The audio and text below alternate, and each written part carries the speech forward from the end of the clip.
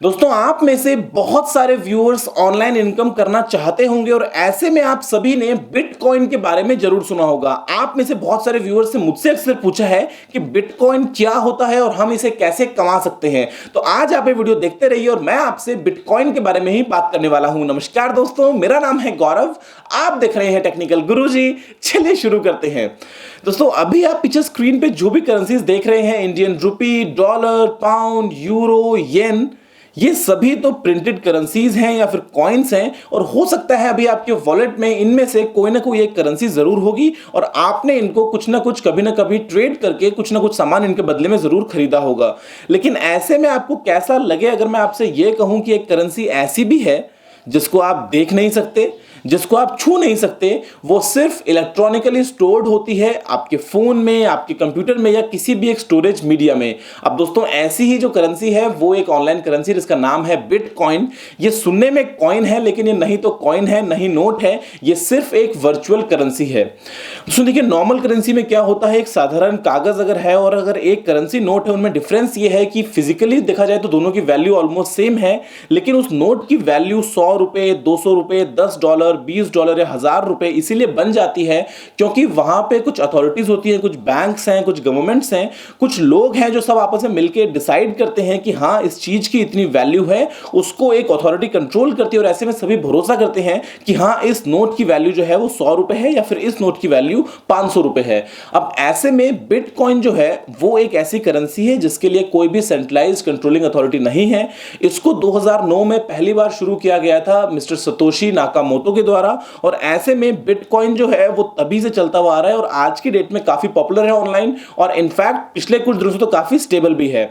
अब सबसे पहले जानते हैं कि बिटकॉइन की वैल्यू क्या है, बिटकॉइन आप कैसे कमा सकते हैं और उसके अलावा बिटकॉइन में इन्वेस्ट करना ठीक रहेगा या फिर नहीं रहेगा। तो उसने देखिए करंट सिनेरियो के हिसाब से एक बिटकॉइन की जो वैल्यू है वो है करीब करीब $650। ये कुछ साल पहले एक बार $1200 तक भी चली गई थी, लेकिन ये वैल्यू फ्लक्चुएट करती रहती है क्योंकि यहाँ पे कोई भी सेंट्रलाइज अथॉरिटी नहीं है वैल्यू कंट्रोल करने के लिए। तो सभी लोग जो है वो आपस में बिलीव करते हैं, आपको बिटकॉइन में भरोसा है, मुझे बिटकॉइन में भरोसा है, इसीलिए हम आपस में ट्रेड कर लेते हैं। ऐसा नहीं है कि इसको किसी गवर्नमेंट की तरफ से या किसी बैंक की तरफ से कोई बैकअप है। अब देखिए बात ऐसी है कि बिटकॉइन का जो ट्रेड है वो 1 to 1 हो सकता है। मेरे पास में कुछ बिटकॉइंस हैं, मैं आपको भेजना चाहता हूं तो मुझे बिना किसी बैंक के डायरेक्टली मैं आपको भेज सकता हूं। इसके लिए ऐसा नहीं है कि मुझे बीच में किसी अथॉरिटी के थ्रू जाना पड़ेगा। उसके अलावा यहां पे आपका अकाउंट फ्रीज नहीं हो सकता, यहां पे आप इंडिपेंडेंटली अपनी मर्जी से कुछ भी कर सकते हैं। बेसिकली वो सभी चीजें जो आप बैंक के ट्रांजैक्शंस में नहीं कर सकते हैं, आपके ऊपर काफी सारे कंट्रोल्स होते हैं, बिटकॉइन में आप वो सभी काम कर सकते हैं। अब सवाल यह है कि बिटकॉइन को कमाया कैसे जाता है और बिटकॉइन को खर्च कैसे किया जाता है। तो देखिए बिटकॉइन कमाने के बहुत सारे तरीके हैं। सबसे आसान तरीका क्या है कि आप बिटकॉइन को खरीद लीजिए डायरेक्टली। फॉर एग्जांपल अगर $650 की वैल्यू है बिटकॉइन की और मेरे को एक बिटकॉइन खरीदना है तो मैं $650 के बदले में एक बिटकॉइन खरीद लूंगा। वो ऑनलाइन मेरे अकाउंट में स्टोर हो चुका है इलेक्ट्रॉनिकली। वो ऐसा नहीं है कि मैंने मेरे वॉलेट में लगा लिया, कोई कॉइन आ गया है। बेसिकली वो ऑनलाइन स्टोर्ड है और बाद में उसकी वैल्यू घटती है या बढ़ती है वो मेरी रिस्क है और मैं बाद में आगे उसको बेच भी सकता हूं। या फिर आप कुछ गुड्स या सर्विसेज बेच सकते हैं बिटकॉइन के बदले। फॉर एग्जांपल मेरे पास में ये एक कमोडिटी है और इसकी वैल्यू है $650। तो ऐसे में अगर मैं बायर से कैश के बदले बिटकॉइन एक्सेप्ट कर लेता हूं तो मेरे पास ये बिटकॉइन आ जाएगा और ये जो चीज है ये मैंने उसको बेच दी है। इसके अलावा आप क्या कर सकते हैं, आप बिटकॉइंस को माइन भी कर सकते हैं और यही वो मेन तरीका है जिसकी वजह से बिटकॉइंस जो है वो मार्केट में आ जाते हैं। अब दोस्तों देखिए जो करेंसी नोट्स हैं वो कोई गवर्नमेंट कितने प्रिंट कर सकती है ये बहुत सारे फैक्टर्स पे डिपेंड करता है।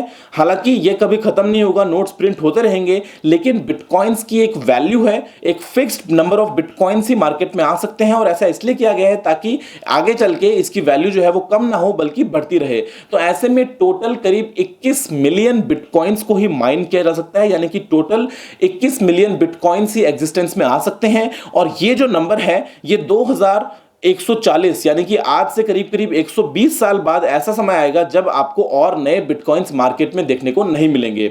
अब देखिए होता क्या है बेसिकली, फॉर एग्जांपल मेरे पास में 5 बिटकॉइंस हैं और आपके पास में मैं कुछ ट्रांजैक्शन करना चाहता हूं, मैं आपको कुछ बिटकॉइंस भेजना चाहता हूं। अब ऐसे में बैंक्स के थ्रू अगर मैं काम करता हूं तो मैंने आपके अकाउंट में ट्रांसफर किया है या मैंने आपको एक चेक दिया है तो वो वहां पे कुछ प्रोसेसिंग फी भी कटती है और वो एक प्रॉपर चैनल के थ्रू सामान होता हुआ जाता है, जो ये वेरीफाई करता है अथॉरिटी कि वो सेंडर मैं ही हूं, कोई नकली चेक नहीं है या मेरा अकाउंट किसी और ने यूज नहीं किया है, और फाइनली जिसको पैसे मिलने होते हैं उसको पैसे मिल जाते हैं। लेकिन बिटकॉइन के केस में क्योंकि यहां पे कोई कंट्रोलिंग अथॉरिटी है ही नहीं, तो ऐसे में क्या होता है कि फॉर एग्जांपल मुझे अगर आपको कुछ बिटकॉइंस बेचना है तो मैंने एक ट्रांजैक्शन के लिए एक सेटअप तो क्रिएट कर लिया कि मैं आपको बिटकॉइन भेजना चाहता हूं इतने और ये मेरी तरफ से जा रहे हैं, लेकिन उसको वेरीफाई कौन करे? तो ऐसे में दोस्तों वो जो ट्रांजैक्शन होता है उसके साथ में मैथ प्रॉब्लम्स अटैच्ड होती हैं, और दुनिया भर में बहुत सारे ऐसे यूजर्स हैं जो बिटकॉइंस को माइन करना चाहते हैं। अब वो माइनर्स ही हैं जिनके पास में पावरफुल कंप्यूटर्स लगे हैं, पावरफुल जीपीयूज हैं, उसमें पावरफुल एसिक्स हैं,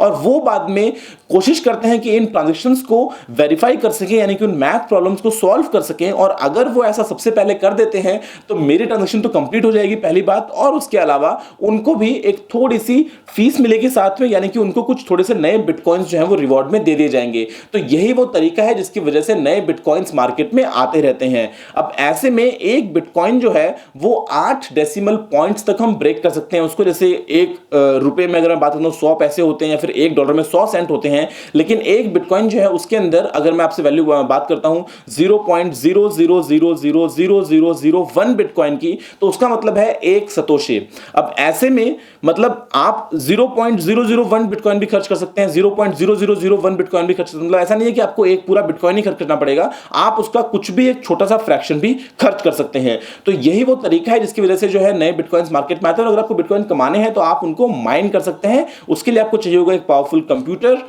हालांकि सीपीयूज तो काफी पुराने हो गए हैं, आपको चाहिएगा एक पावरफुल जीपीयू या फिर एक एसिक यानी कि एप्लीकेशन स्पेसिफिक आईसी जो उन मैथ प्रॉब्लम्स को सॉल्व कर सके। अब दोस्तों देखिए, बिटकॉइन जो है वो एक स्टेबल करेंसी नहीं है, पहली बात, कोई कंट्रोल नहीं है उसके ऊपर किसी का, तो ऐसे में इसकी वैल्यू बहुत ज्यादा फ्लक्चुएट भी हो सकती है। सभी जगह पे इसको एक्सेप्ट नहीं किया जाता, सभी बायर्स इसको एक्सेप्ट नहीं करेंगे। आप बिटकॉइन से बहुत कुछ खरीद सकते हैं, लेकिन बहुत सारी जगहें ऐसी भी हैं जहां पे बिटकॉइन को रिकॉग्नाइज नहीं किया जाता, और वहां पे आप अगर आपके पास बिटकॉइन है भी तो भी उसको खर्च नहीं कर पाएंगे आप।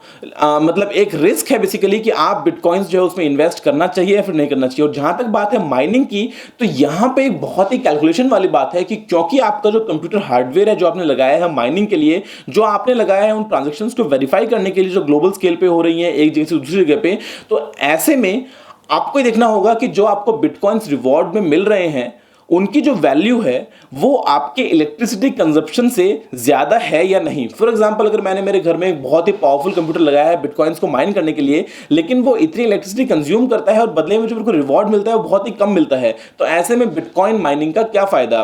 तो अगर आप एक अच्छा हार्डवेयर यूज करते हैं और अगर आपकी हैश रेट अच्छी है, यानी कि आपकी माइनिंग रेट बहुत ही अच्छी है, आपका जो सिस्टम है वो बहुत ही पावरफुल है, तो ही आप फायदेमंद माइनिंग कर सकते हैं, वरना तो आप इलेक्ट्रिसिटी का बिल भरते रह जाएंगे और आपको माइनिंग करके कुछ मिलेगा भी नहीं। लेकिन बिटकॉइन के साथ में काफी अच्छी बातें भी एसोसिएटेड है कि यहाँ पे जो भी ट्रांजेक्शन होते हैं वो सभी के लिए अवेलेबल है। एक क्लीन अकाउंट शीट आपको मिलती है जहां पे किसी भी बिटकॉइन की कंप्लीट हिस्ट्री होती है कि किसने किसको कब कितने बिटकॉइन भेजे। तो ऐसे में कंप्लीट ट्रांसपेरेंसी है, कोई भी यूजर एक से ज्यादा बिटकॉइन दोबारा नहीं खर्च कर सकता। उसके अलावा कोई भी एक ऐसा इंसान जिसके वो बिटकॉइन नहीं है ओरिजिनली, वो भी उन बिटकॉइंस को यूज नहीं कर सकता। ये आपके हैं तो आप यूज कर पाओगे, क्योंकि वो एक मैथ प्रॉब्लम से जुड़े हुए हैं और उसको प्रॉपर सॉल्व करना पड़ेगा, तभी वो ट्रांजैक्शन जो है वो अप्रूव होता है। लेकिन ऐसे में अगर आपका कंप्यूटर है और आपका कंप्यूटर कहीं क्रैश हो जाए, या आपके अगर अकाउंट का पासवर्ड वगैरह आप भूल जाए, या बेसिकली आपका एक तरीके से कह लीजिए कि वॉलेट चोरी हो जाए, तो ऐसे में वो बिटकॉइन गए तो गए, आप उनको वापस रिकवर नहीं भी कर सकते हैं।